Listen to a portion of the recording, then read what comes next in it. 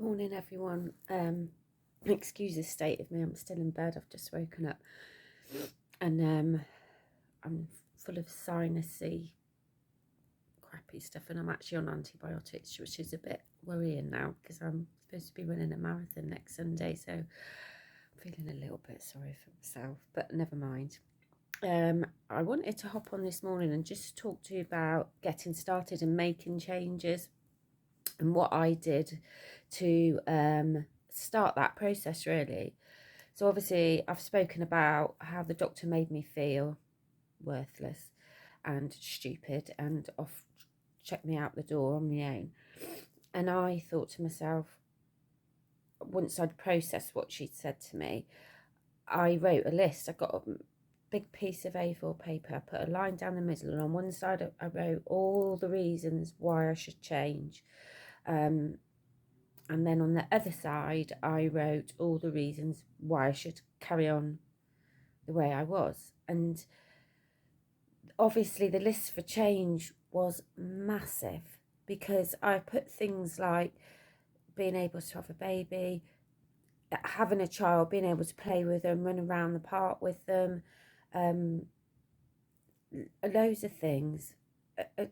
And like, I want to be able to go up the stairs without being in pain, and I want to feel more confident about myself because I've struggled with low self-esteem all my life.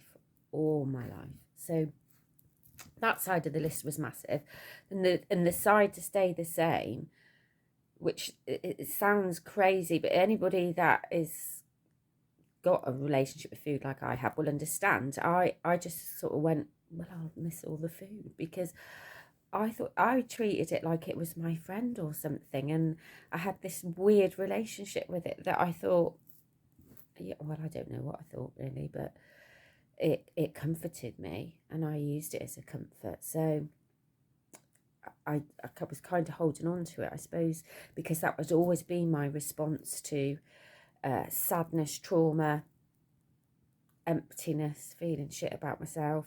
I just would reach for the food, and I thought, oh my God, I'm going to miss that. It was almost like it was my friend. So yeah, but once I'd done the list and it was in front of me, and then when I was wobbling or I had cravings to eat shit, I just got my list back out. So that was a real, because I'm a very visual person, I like to see things. So that really, really helped. So you might want to try that. And also, I think just finding things you enjoy. So exercise for me now, it's not a chore. I absolutely love it.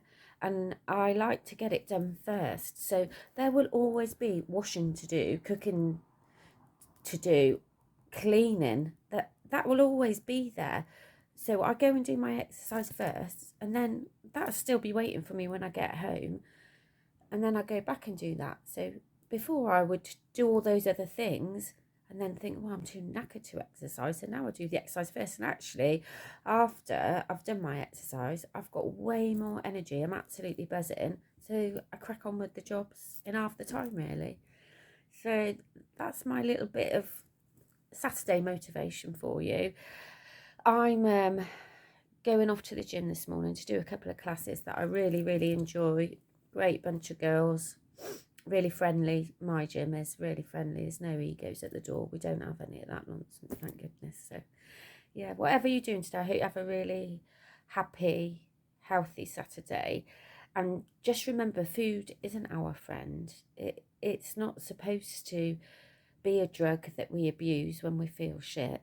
It's not supposed to be that. And I understand that because I did that. So I'm not judging you, but just be mindful. And actually, my friend Claire's recently lost her dad, and she did a post earlier. I don't know if you saw it, but I resonated with it massively because I lost my sister last June, and she was only 40, and she fought really, really hard to live. She had pancreatic cancer, and she was only 34 when she was diagnosed, and she fought so hard to live because she's got her 2 little boys. When she passed away, it was like an epiphany. I literally felt like I had to be, I mean, I was quite fit and healthy anyway, but I just thought, I'm living my life now for her too. I deserve to be the fittest I can be, not just for me, but for Kerry, because I've already had 10 years more of my life than she had. You know, I was 50 this year, and she passed away at 40. So I used a really sad thing to push me even more. And every time I feel fear, I think, no, you're going to go and do that. Hence the lake swimming. I was petrified, absolutely petrified. And for years, my friends had said, come and try, come and try. And I was like, I'm not going in that water. There's fish and everything in there. So, but now I've faced it. I was like, why didn't you do this years ago? So I think we all need to be a bit more like that. So whether I've given you advice or motivation, I don't know, but that's just what I did, and it's worked. And like, lots of people lose weight, and I don't know if you've noticed, but it all goes back on afterwards. But for me, I think the greatest success I've had, and I know when I had my skin removal surgery, my surgeon, David, actually said to me, said, Sarah, I've never met anyone that's lost as much weight as you naturally without a gastric band. He said, most of my patients have had a gastric band. And he said, and I've never met anybody that's kept it off as long as you, that has lost it naturally. So, and I actually inspired him, because on my follow-up appointment 6 weeks after my surgery, he'd lost 10 pounds. So that was really good. He said, you've really inspired me to lose a bit of weight, Sarah. I thought, oh, thanks, David. Yeah. So have a happy Saturday. I will be back on some point, but yeah, I just did a video because I've only just woken up, so my eyesight's even worse than normal. But yeah, have a great day, everybody, and thank you. There's so many new followers. I've just had the most fantastic week. It's been just amazing. So thank you all for making me very, very happy, and I hope I can help you all too. Bye, see you soon.